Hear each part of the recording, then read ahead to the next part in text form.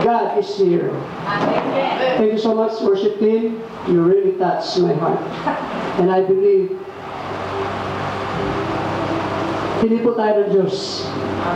Upang tayo po ay ihanda sa isang katotohanan na kung saan po ay muling ipapaalala ng Diyos sa atin sa mga panahon ngayon. I will talk about family. Ma'am Sheila, a while ago, talk about second coming, right?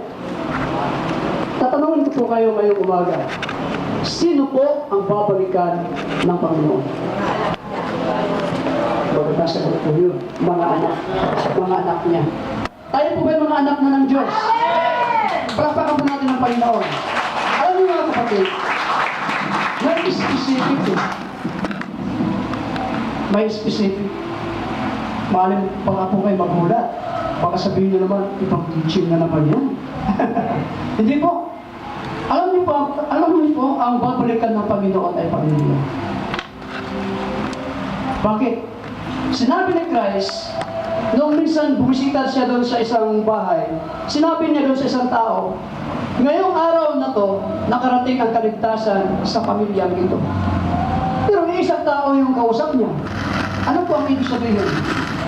Jesus Christ is looking forward when he came back again, na yung kanyang babalikan ay pamilya. Ano po ang ibig sabihin niyan sa atin ngayon? Yan po ay nagbibigay mensahe sa atin na kinahanglan ang atong responsibilidad dias pamilya nga gihatag sa Ginoo kanato atong buhaton. Say it with me. Atong buhaton ang atong responsibilidad dias ato ang pamilya. Why? Amen. It's very important, mga kapatid, no?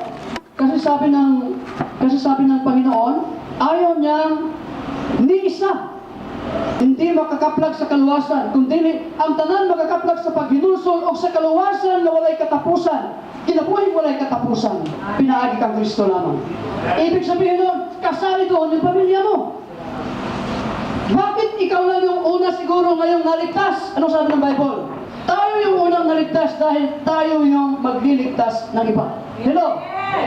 Although si Christ yung tagapagligtas natin, pero gagamitin niya tayo bilang instrumento so that we will be able to touch the lives of the members of our family. Amen. Para po magkaroon sila ng liwanag sa kanilang buhay, katulad natin. Kasi mga buhay